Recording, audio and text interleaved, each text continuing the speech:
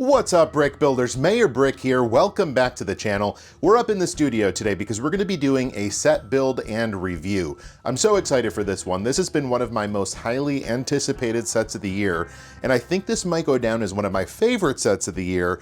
I can't wait to share it with you. Let's go ahead and get started. The set we're going to be reviewing today is number 21356. This is LEGO Ideas set number 64, the River Steamboat. Now, this model celebrates the enduring charm of paddle wheel riverboats with a touch of modern luxury. Whether you imagine enjoying scenic riverside views, gourmet dining, a peek into the engine room, or live entertainment, you can explore all of the details of a fully functional riverboat. Now, this set has 4,090 pieces. You may recall the Home Alone Ideas set had about 3,900.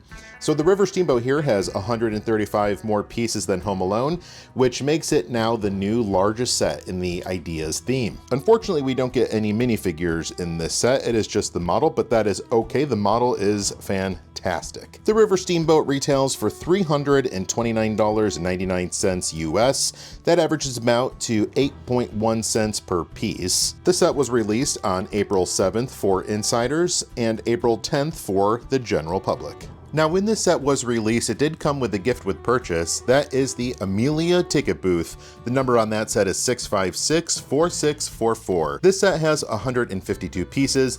I'm not too sure what the scale of this is, however. It's not minifigure scale, but I don't think it's micro scale. It's something in between. Now, to the right of the ticket window, you can see the Amelia printed tile there. That's the menu of offerings for the riverboat. And then the ticket tile, of course, above the window.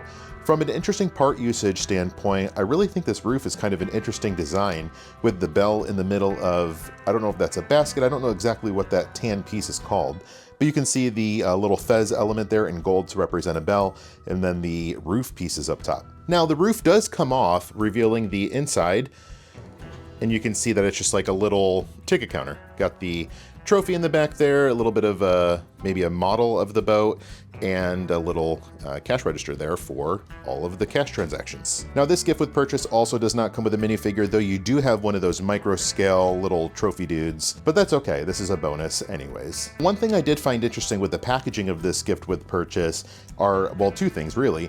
The way the instruction manual is also the cover of the box. This was kind of new to me, where the manual pulls out, and of course it's the instruction manual, but it's also the front cover art, and there's this little slot here where it just slides into. That was new to me. But the other thing that was interesting here was all of the pieces just came loose in this Ziploc bag, which I've never seen a Lego set ever that has come in a bag like this. Usually they have those, I don't know what you call them, but they're like vacuum sealed, crinkly plastic bags. So it was kind of interesting for me to see it come in packaging like this. Again, not a big deal. It was just interesting. Now, moving on to the main course, y'all. This model is absolutely fantastic.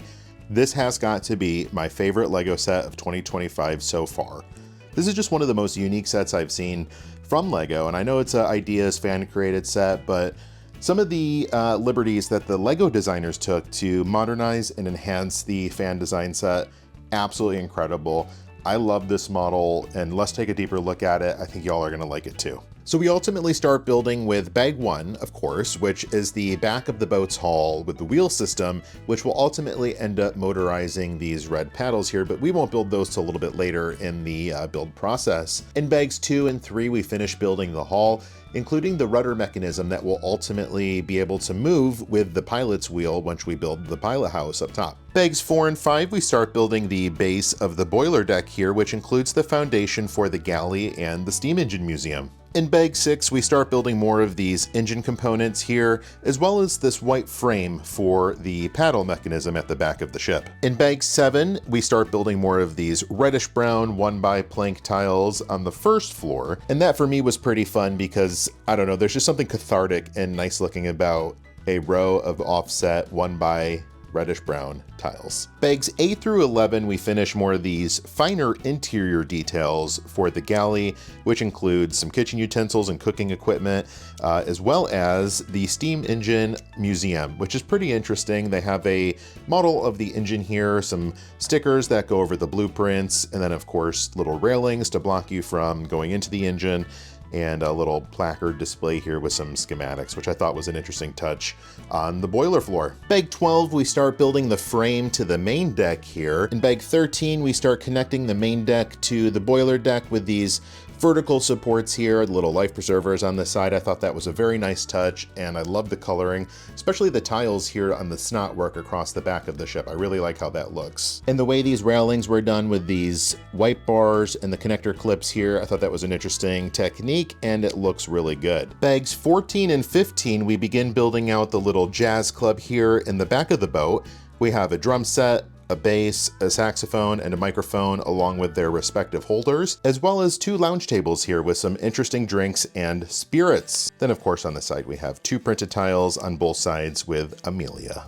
Bags 16 through 18, we start building these little white pillars with tiles for the railings on the left and right sides of the ship. And as annoying as these little 1x poles were to put in here, I don't remember how many exactly there were, it does give a really nice finished look, as well as those, I don't know if they're wheel covers, wheel rims, or whatever they are, across the top with little white leaf elements. It gives a really nice polished, finished look, and I love how the end result came out. Bags 19 through 21, we start building the restaurant here.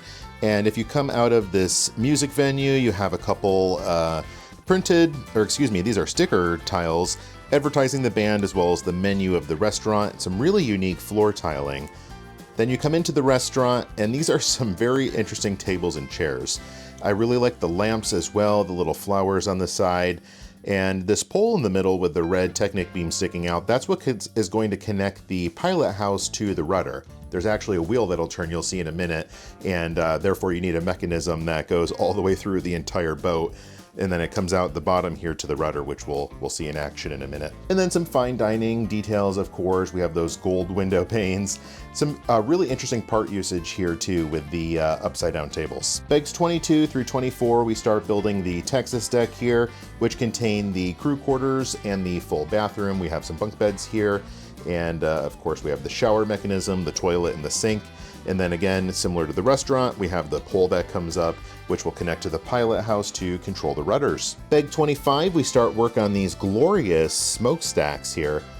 Very intricate design. I like the gold and the black color combination. They came out really nice. Bags 26 and 27, we work on these railings here with the croissant pieces for banners. And then lastly, bag 28, we build the pilot house here, which has some very interesting design choices with these gems outside to represent lights.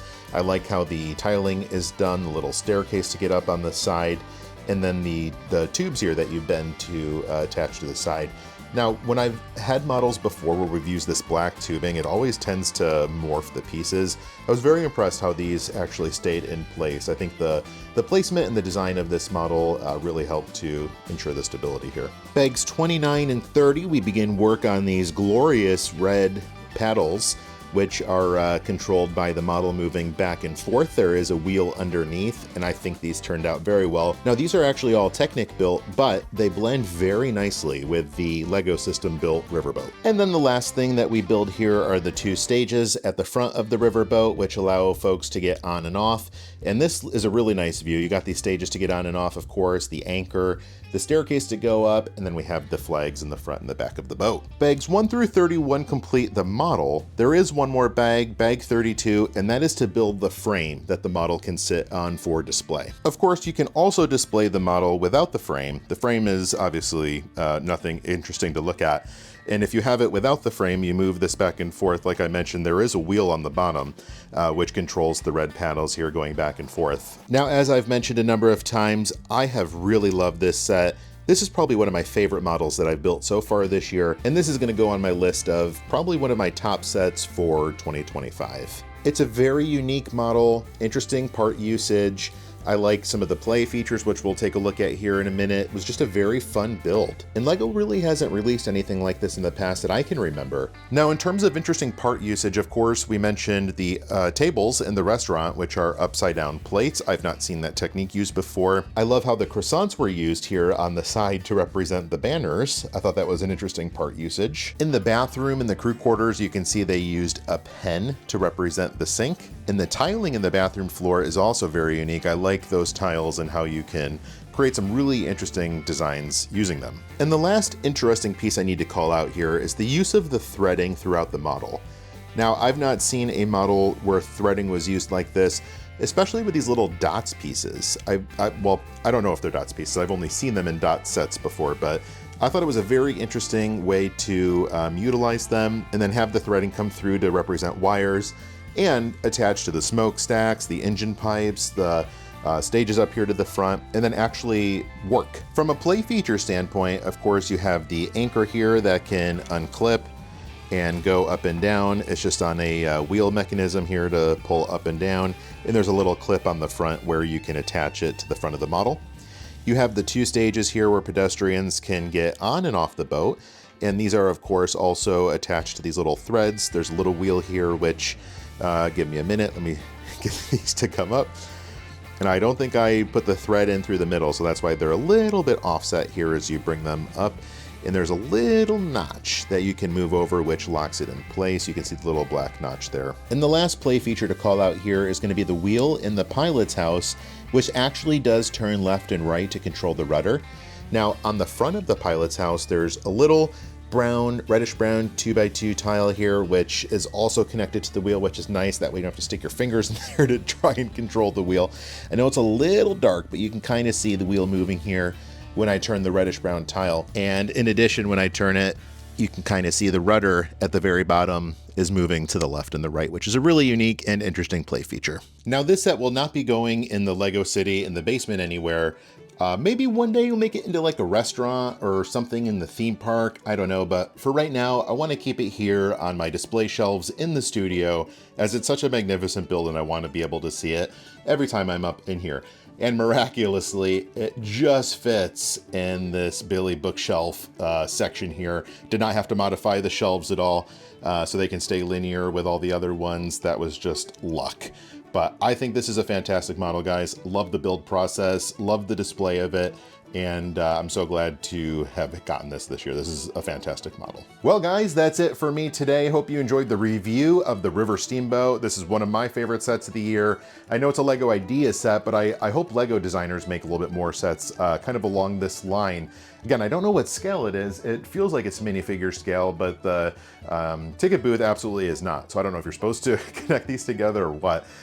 Anyways, doesn't matter. Great model. Love the process. Love the build of it. Recommend you go out and get it if you enjoyed it as well. If you enjoyed the video today, please leave a like and a comment. Subscribe if you're not already subscribed, and we will see you in the next update. Have a good day, guys.